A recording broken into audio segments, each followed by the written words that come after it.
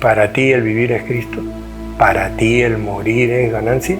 ¿Estás seguro de eso? ¿Has llegado a comprender a cabalidad realmente que vivir en Cristo es mejor que vivir esta vida lejana, adherida a esta carne de muerte? ¿Te aferras a la vida a pesar de ser cristiano?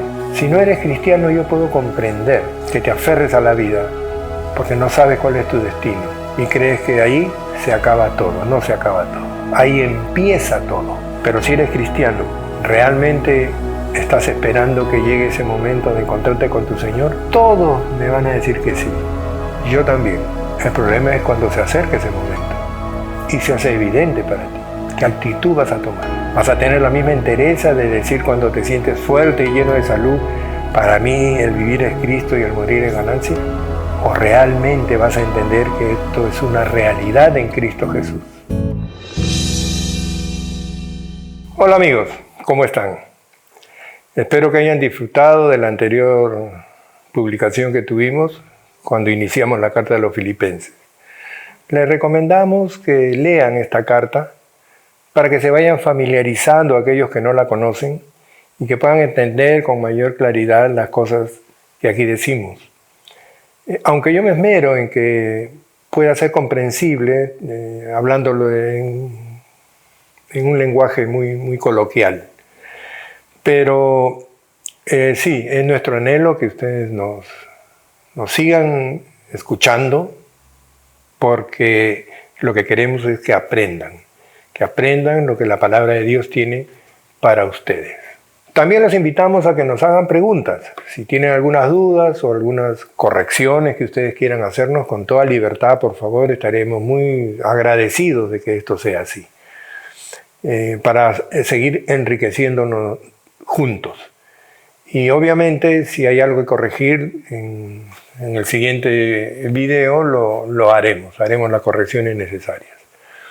Bien, continuaremos entonces con el versículo 11. Estamos en Filipenses, la carta de Pablo a los Filipenses, capítulo 1, y empezaremos con el versículo 11.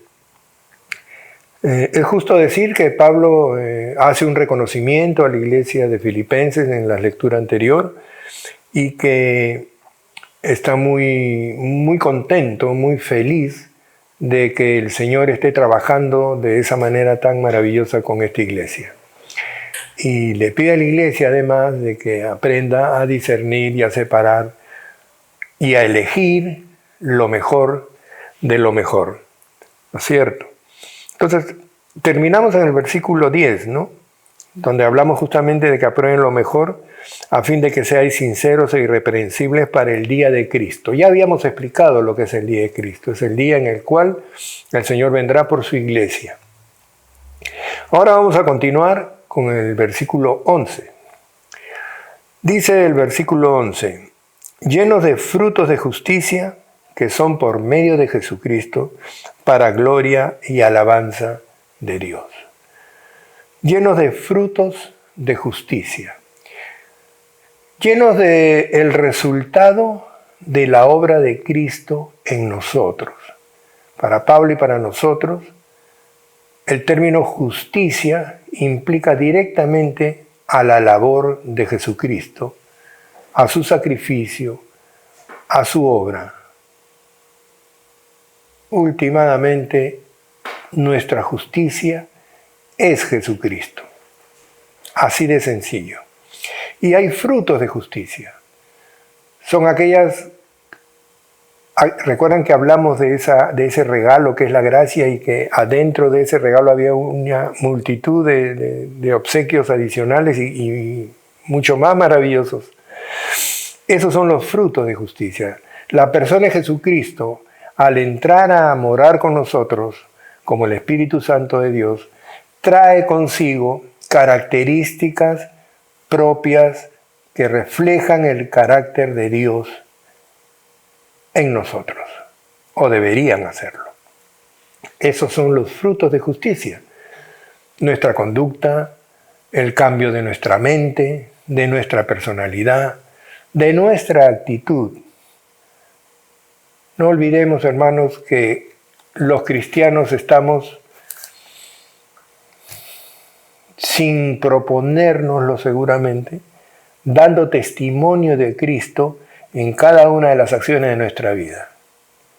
Y a veces nos excedemos, a veces caemos, somos humanos, el Señor lo sabe. Pero en cada una de esas circunstancias estamos mostrando el carácter de Cristo. O mejor dicho, estamos desdibujando el carácter de Cristo. Pero estas cosas son aquellas de las que hablamos también antes cuando dijimos que el Señor irá perfeccionando la buena obra que ha hecho en nosotros. Es decir, esos frutos de justicia van a ir cada vez mejorando más, cada vez haciéndose más evidentes en nuestras vidas, pero para eso tenemos que conocer también cada vez más al Señor. E irán cambiando. A veces va a ser un poco más difícil, más doloroso, pero va a ir cambiando, vamos a ir mejorando. Esa es la promesa del Señor para con nosotros. Y nosotros tenemos que creer y aferrarnos a eso. Lo que antes fuimos, ya no lo somos más. Pero quedan rezagos, todavía quedan rastros de esa conducta que el Señor quiere cambiar en nosotros. Llenos, dice el versículo 11 nuevamente, llenos de frutos de justicia que son por medio de Jesucristo, justamente lo que estábamos diciendo, para gloria y alabanza de Dios. Todo lo que un cristiano hace en su vida, o debe hacer en su vida, es para gloria y alabanza de Dios. Ese es el objetivo tuyo y mío como cristianos. Glorificar a Dios, alabar su nombre. La mejor forma de alabanza, que es una palabra tan de moda hoy día, la mejor forma de alabar a nuestro Dios es a través de los frutos de justicia, a través de nuestra actitud, nuestra conducta, nuestra personalidad, que reflejen a Jesucristo y que reflejen el cambio que Él está ejerciendo sobre nosotros, llenos de frutos de justicia que son por medio de Jesucristo, para gloria y alabanza de Dios. Pasaremos al versículo 12. Dice Pablo, quiero que sepáis, hermanos, que las cosas que me han sucedido han redundado más bien para el progreso del Evangelio. Y aquí quiero detenerme un poco porque da la impresión que Pablo está haciendo un acápite, se está deteniendo en lo que está diciendo para entrar en un área que para él es un poco complicada. ¿En qué sentido?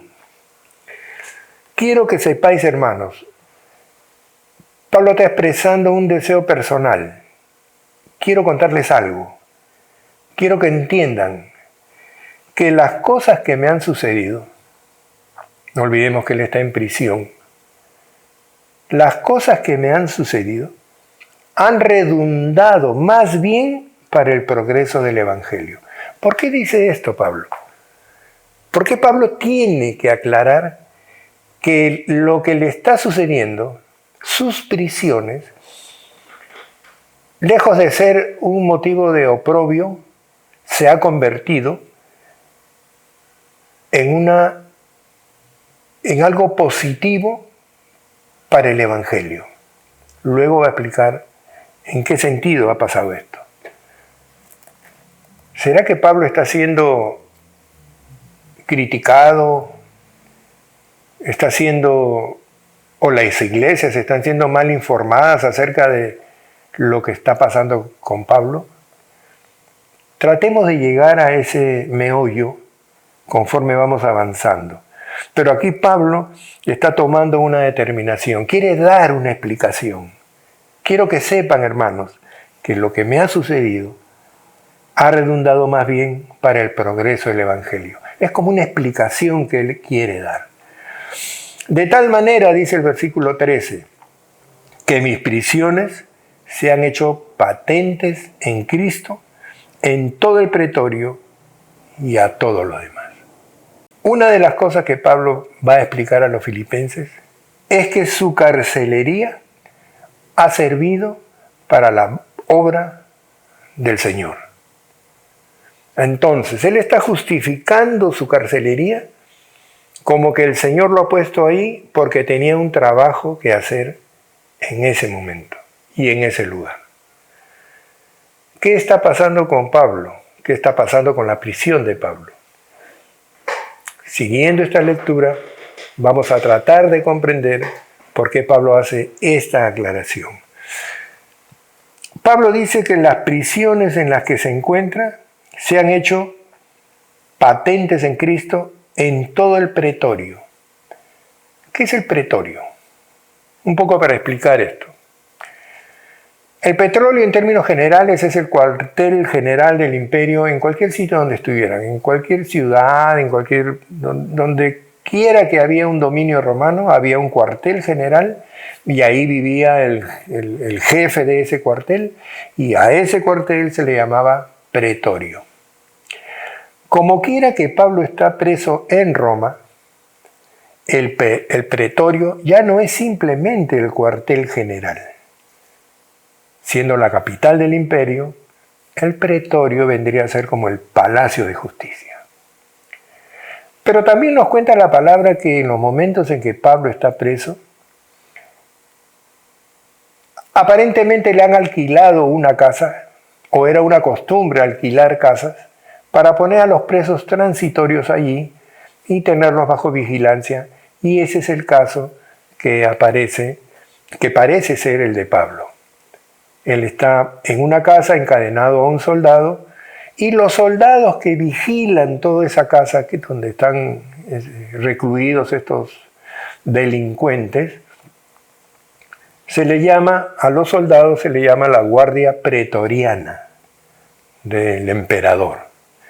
Y el pretorio es evidentemente una extensión, esta casa vendría a ser una extensión del pretorio central. Entonces, Pablo está predicando el Evangelio en ese lugar y lo está haciendo no solo con todo el pretorio, es decir, con toda la guardia pretoriana, que para el caso de él era la costumbre, en cualquier caso en realidad, de poner 6 soldados, va a vigilar a cada uno de los presos. En este caso, él les está predicando a cada uno de ellos, de alguna forma, lo está haciendo. Y lo ha hecho bien, porque dice que todo el pretorio ha sido llenado de la predicación de Cristo. Y a todos los demás, dice además. ¿Quiénes serían todos los demás? Bueno, la gente que va a visitar, así como visitaban a Pablo, visitaban a otros presos. Recordemos que esta no es una cárcel definitiva, es una cárcel transitoria que ofrecía ciertas libertades, lo que le permitía a Pablo escribir y hacer estas cosas. Recibir visitas y recibir todo ese tipo de libertades que les permitían. Entonces, cuando dice a todos los demás, es muy probable que el Evangelio y el afán y el énfasis de Pablo por predicar haya alcanzado aún a los que visitaban, no solo a él. Bueno, en el caso de él seguramente quienes lo visitaban eran cristianos, pero en el caso de los otros, Pablo encontraba la manera de predicar el Evangelio a ellos también. En el versículo 14 dice: y la mayoría de los hermanos, cobrando ánimo en el Señor con mis prisiones, se atreven mucho más a hablar la palabra sin temor. La prisión de Pablo es un ejemplo del costo de lo que predicar el Evangelio va a significar para la cristiandad. Hemos dicho que hay un desafío para cada uno de nosotros. ¿Cuál es ese desafío? Predicar el Evangelio. Predicar el Evangelio parece simple, pero tiene un costo muy alto. Muchos de ustedes ya deben haberse dado cuenta de esto. Ya deben haber visto lo difícil que es, el rechazo que trae, en algunos casos, en la mayoría de ellos, Y entonces, en este caso, esas prisiones de Pablo que podrían desanimar a mucha gente, dice Pablo que a la mayoría de los hermanos los ha llevado a cobrar ánimos en el Señor. Esas prisiones de Pablo han llevado a las iglesias a reforzar su predicación. Y ahora se atreven mucho más a hablar la palabra sin temor. Sí, sin temor. ¿Por qué? Porque predicar el Evangelio nos da temor. A nadie le gusta ser rechazado. A nadie le gusta ser menospreciado. Nuestra naturaleza gregaria de comunidad nos lleva a tratar, a buscar de quedar bien con todos, de ser agradable a todos, de no ser la ovejita negra del grupo. Pero el Evangelio te saca de ese pensamiento, te extrae de ese grupo y te pone al frente de ellos. Y la predicación de la palabra marca la diferencia. Serás arrimado, serás puesto a un lado, perderás muchos privilegios, pero el Señor sabrá gratificarte, aunque ya lo hizo desde el momento en que te dio su salvación. Entonces Pablo está animado por esto. Pablo se siente feliz. Está haciendo un acápite, va a hacer una aclaración, pero antepone lo feliz que se siente porque sus prisiones han traído como consecuencia que las iglesias se animen, y los filipenses sobre todo, se animen a salir sin temor a predicar el Evangelio. Hasta ahí todo aparece bien. Una iglesia fiel, una iglesia fuerte, una iglesia empoderada en el Señor. Pero luego dice, algunos, versículo 15, algunos a la verdad, dice, predican a Cristo por envidia y contienda, pero otros de buena voluntad. Y aquí viene entonces un poco la explicación de lo que está pasando con Pablo y de lo que está generando esta explicación que Pablo les quiere dar y les está dando a los filipenses. Hay algunos que están contra mí, que están hablando mal de mí. Posiblemente, y digo posiblemente, estén acusando a Pablo de no ser un hombre cuidadoso, de no considerar que la iglesia lo necesita y que gratuitamente se expone predicando el Evangelio y metiéndose en problemas, lo que hace que termine preso. Y sabe Dios qué otras cosas hará, porque así es la contienda. De lo que se trata es de que estos hermanos que actúan por contienda, por envidia, están tratando de tomar el lugar de Pablo.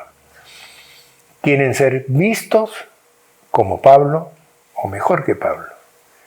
Quieren ocupar el lugar de privilegio en el sentido de afecto, amor y receptividad que tenía Pablo. Y entonces aprovechan sus prisiones para menospreciarlo. Pero Pablo también dice, pero hay otros que sí predican el Evangelio de buena voluntad, con una buena actitud, no considerando mis prisiones como un mal ejemplo al que no se debe seguir, sino enfrentándose a la posibilidad de que esto pueda suceder. Pablo está dando una explicación que los filipenses y ustedes y nosotros podamos entender. Los unos, dice, anuncian a Cristo por contención, otra vez, no sinceramente. El afán de estos no es sincero, no es que quieren predicar a Cristo. Ellos están detrás de otras motivaciones, están buscando otros resultados, están buscando su beneficio personal. Los unos anuncian a Cristo por contención, no sinceramente, pensando añadir aflicción a mis prisiones. Es decir, usando el ejemplo de Pablo que está en prisión como algo absolutamente negativo para la fe, absolutamente negativo para la iglesia. Usan el ejemplo de Pablo como algo que no debe suceder. Qué gran error, ¿no? Cuando uno predica el Evangelio se expone a todas estas cosas. Y si nosotros queremos articular u organizar algún tipo de actividad que nos permita predicar el Evangelio, pero sin sufrir ningún tipo de menoscabo o menosprecio, estamos equivocando el sentido de la predicación. Porque el sentido de la predicación es la confrontación. Es confrontarte con tu pecado. Yo predico el Evangelio al que no conoce el Evangelio, no para hacerlo sentir bien, sino para hacerlo sentir mal. Si cuando tú escuchas la palabra de Dios, ¿no te has sentido mal? ¿No te has sentido enfrentado con tu pecado, con la miseria de tu vida? Sino que más bien has salido fortalecido, has salido animado, quieres regresar porque es un grupo muy ameno, muy lindo, tiene una música maravillosa. Entonces, algo está muy, pero muy mal. El Evangelio confronta. El Evangelio es inclusivo, te quiere solo para ti. Y es exclusivo, porque si tú no lo quieres, estás fuera. Entonces Pablo está dando esta explicación a los hermanos para que puedan entender las motivaciones de lo que están hablando, como están hablando, y la realidad de lo que él está viviendo en su prisión. En el versículo 17 dice, pero a los otros, o sea, aquellos que no predican con esta mala intención, pero a los otros por amor, sabiendo que estoy puesto para la defensa del Evangelio. Es decir, hay otro grupo que está predicando el Evangelio por amor a Cristo, no considerando lo que le pueda estar pasando a Pablo, sino condoliéndose con él en sus prisiones, compartiendo su dolor, su sufrimiento, pero poniendo por encima de todo eso el amor al Señor Jesucristo, el amor al Evangelio, el amor a la obra. Pero los otros por amor, dice nuevamente el versículo 17, sabiendo que estoy puesto para la defensa del Evangelio, sabiendo que donde estoy porque estoy defendiendo el Evangelio. No estoy acá porque me porté mal, porque cometí un error, porque me excedí con mis palabras. No, estoy acá porque prediqué el Evangelio y lo sigo haciendo. Estoy puesto para la defensa del Evangelio. Versículo 18 dice, ¿qué pues? Que no obstante, de todas maneras, o por pretexto o por verdad, Cristo es anunciado, y en esto me gozo y me gozaré siempre. ¿Cuál es la conclusión para Pablo de todo esto? Después de haber explicado esta situación, ¿cuál es la conclusión de Pablo? ¿Y cuál es la conclusión que Pablo invita a la iglesia de los filipenses y a nosotros a llegar junto con él? Que no obstante, de todas maneras, ya sea por una razón o por la otra, Cristo es anunciado. Yo estoy preso acá por anunciar a Cristo. Ustedes están libres allá, sigan anunciando a Cristo. Ese es el objetivo de nuestra vida cristiana. Por pretexto o por verdad, Cristo es anunciado. Y en esto me gozo y me gozaré aún. Quiero repetir, alguna vez lo dije, la palabra gozo es una palabra que implica un estado de ánimo de felicidad, pero interior, sin mucho aspaviento. El gozo es una plenitud interior de comunión con Cristo. El gozo no es una exaltación. No estoy negando que sea bueno exaltarse en el Señor, por supuesto que sí. Pero la palabra que aquí se traduce como gozo solamente se refiere a una conformidad interna con el Señor, lo que te trae tranquilidad y paz. Pablo se goza en esto y se seguirá gozando aún. Mis prisiones no tienen nada que ver con lo que siento en mi corazón.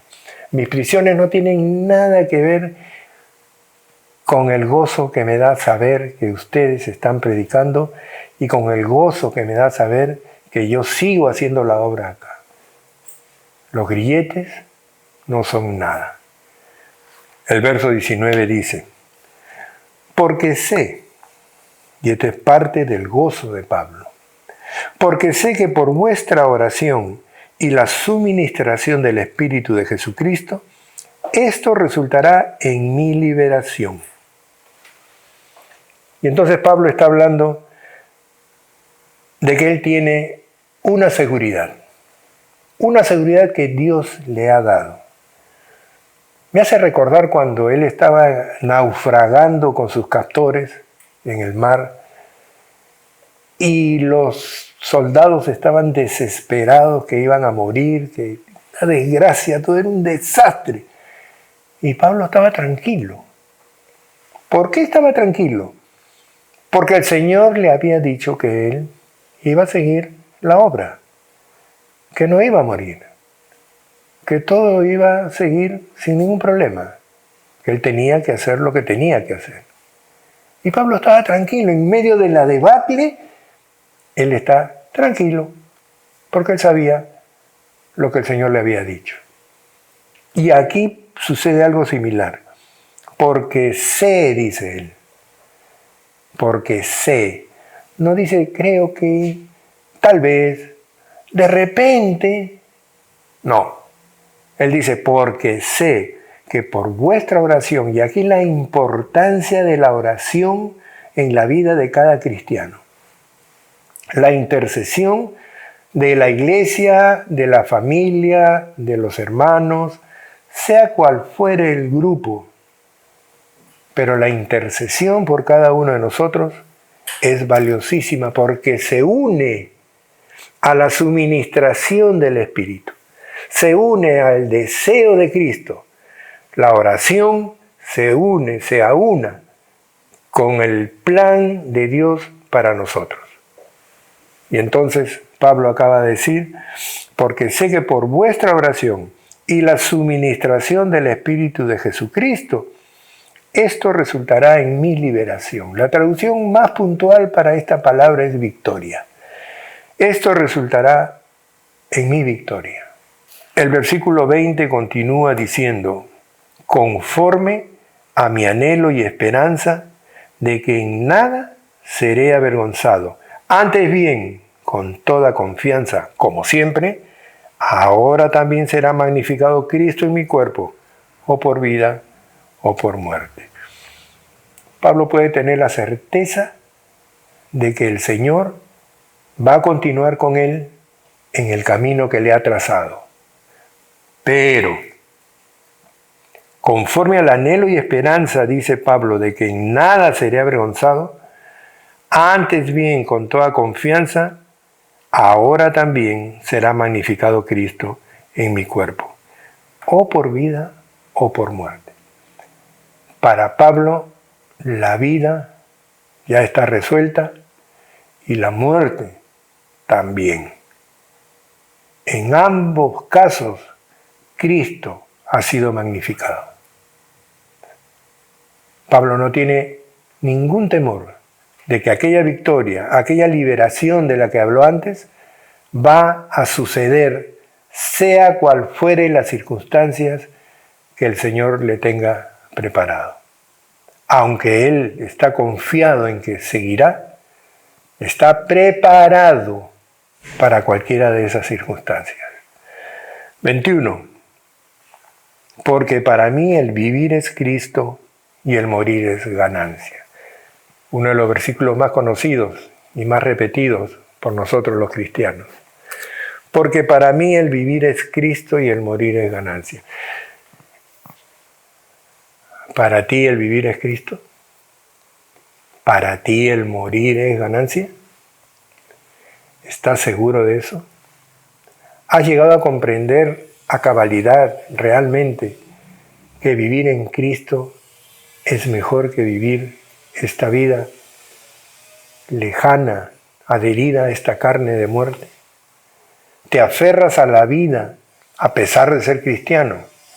Si no eres cristiano, yo puedo comprender que te aferres a la vida porque no sabes cuál es tu destino y crees que ahí se acaba todo. No se acaba todo. Ahí empieza todo.